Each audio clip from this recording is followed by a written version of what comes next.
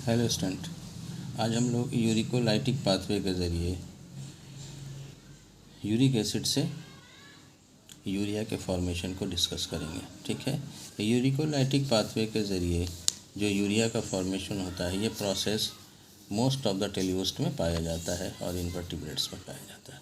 ठीक है, इसमें जो यूरिकोलाइटिक पाथवे में पहला स्टेप यहाँ पर हम लोगों ने देख रहे हैं, ये क्या है, अमीनो एसिड से अल्टीमेटली यूरिक एसिड का फॉर्मेशन। ठीक है, इसमें जो प्रोसेस है यहाँ पर हमने दिखाया है कि जो अमीनो एसिड होते हैं इसमें ट्रांसअमीनेशन का प्रोसेस होता है, क्रिया होती है, जिसकी वजह से ग्लाइसिन, एस्पार्टेट और ग्लूटामेट बनते हैं। हम लोगों ने ट्रांसअमीनेशन पहले ऑलरेडी डिस्कस कर लिया है, जिसमें एंजाइम जो है वो वर्क करता है, जिसको हम लोग ट्रांसअमीनेज कहते हैं। ठीक है, अब ये तीन जो अमीनो एसिड्स बने, इसमें अमीनो ग्रुप होंगे। ये अमीनो ग्रुप जो होते हैं सोर्स होते हैं प्यूरिन रिंग के फॉर्मेशन के लिए। ठीक है, प्यूरिन पायरिमिडीन हम लोगों ने पढ़ा है न्यूक्लिक एसिड में। ठीक है, तो यहाँ पर हमने जो एरो दिखा रहे हैं, इसमें देखिए इस प्यूरिन रिंग में नाइट्रोजन है, ये नाइट्रोजन और ये नाइट्रोजन। इस नाइट्रोजन के जो सोर्स हैं वो अमीनो ग्रुप हैं इस तीनों अमीनो एसिड्स के। ठीक है, अब यहाँ जब प्यूरिन बन जाता है तब इसमें मेटाबॉलिज्म होता है और अल्टीमेटली क्या बनता है, यूरिक एसिड का फॉर्मेशन होता है। अब ये यूरिक एसिड जो है ये किस में अल्टीमेटली कन्वर्ट हो जाता है, यूरिया में कन्वर्ट होता है। तो ये यूरिक एसिड में देखिए ये क्या, तीन स्टेप है। पहला स्टेप ये है, ये वाला, दूसरा ये और तीसरा ये स्टेप है, जिसमें तीन एंजाइम काम कर रहे हैं, यूरिकेज, एलेंटोइनेज और एलेंटोइकेज। ठीक है, तो सबसे पहले जो है यूरिकेज है, जो कि किस पर एक्ट करता है, यूरिक एसिड पर। ठीक है ना, और इसको कन्वर्ट कर देता है किस में, एलेंटोइन में। इस प्रोसेस में देखिए यहाँ पर क्या है, एक मॉलिक्यूल वाटर और हाफ मॉलिक्यूल ऑक्सीजन की ज़रूरत पड़ती है, जिसकी वजह से क्या निकलता है, CO2 रिलीज़ होता है। तो यहाँ पर देखिए कि ये जो रिंग है, ये नाइट्रोबेंजीन रिंग मान के चलिए, तो ये जो रिंग है, ये रिंग ओपन हो जाता है। देखिए यहाँ ओपन हो गया। ठीक है, ओपन हो गया और इसका ये जो यहाँ था, ये CO2 के फॉर्म में रिमूव हो गया। एक ऑक्सीजन यहाँ से लेकर के ये CO2 बन के रिलीज़ हो गया और यहाँ क्या हो गया,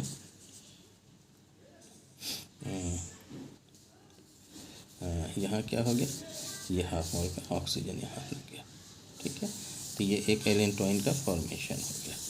ठीक है, समझे बात को, यहाँ पे एक हाइड्रोजन आ गया, यहाँ एक हाइड्रोजन आ गया इसका।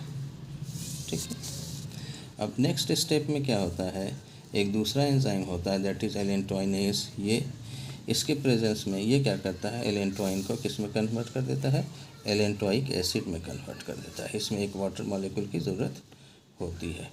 ठीक है, देखिए यहाँ पर क्या हो गया, ये H2O का OH कहाँ लग गया, यहाँ लग गया, तो ये इसमें COH में कन्वर्ट हो गया।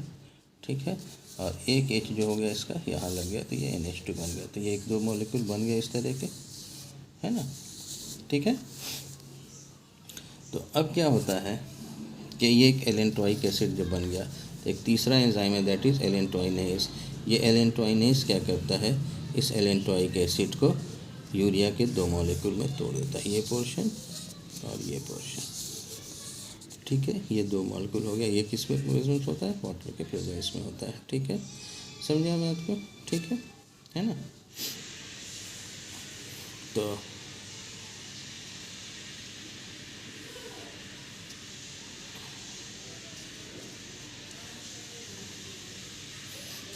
अब ये क्या हो गया, देखिए इसमें क्या हो गया, ये COH तो है ही, तो ये COH और ये क्या हो गया, this is the CHO, water का एक ऑक्सीजन लेकर के CHO ग्रुप बना दिया। ये एक मॉलिक्यूल ये रिलीज़ हो जाता है और इसका दोनों हाइड्रोजन एक यहाँ चला करके दो मॉलिक्यूल, और एक मॉलिक्यूल ये यूरिया का और एक मॉलिक्यूल ये यूरिया का मिलकर के दो मॉलिक्यूल ऑफ यूरिया का फॉर्मेशन कर देते हैं। तो अल्टीमेटली ये क्या हो गया, यूरिया बन गया किससे, तो यूरिक एसिड में, जिसमें पहला एंजाइम कौन है, यूरिकेज है। रेप्टाइल्स में, बर्ड्स में और इवन मैमल्स में क्या होता है कि इसमें यूरिकेज एब्सेंट होता है। क्या होता है, uricase is absent in reptile, Aves and mammals में।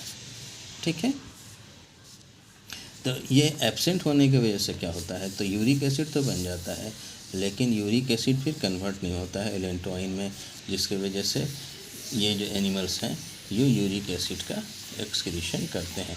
मैमल के केस में मेजर प्रोडक्ट कौन सा होता है? यूरिया होता है, लेकिन उसमें भी कुछ अमाउंट में यूरिक एसिड भी एक्सक्रीट आउट होता है, बहुत कम अमाउंट में होता है, it is about 1% of the total urea, ठीक है। लेकिन यूरिक एसिड का भी एक्सक्रीशन होता है, it is due to absence of lack of uricase enzyme, ठीक है। और रेप्टाइल बर्ड्स में तो यूरिक एसिड ही मेजर नाइट्रोजनस वेस्ट होता है, हम लोग आगे पढ़ेंगे, ठीक है।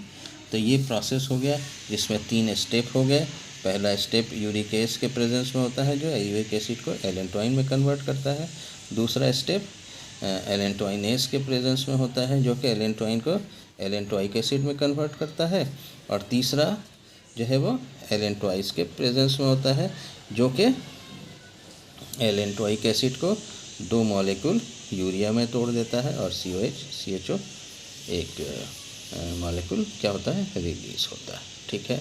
लेकिन चूँकि क्या होता है, रेप्टाइल बर्ड्स में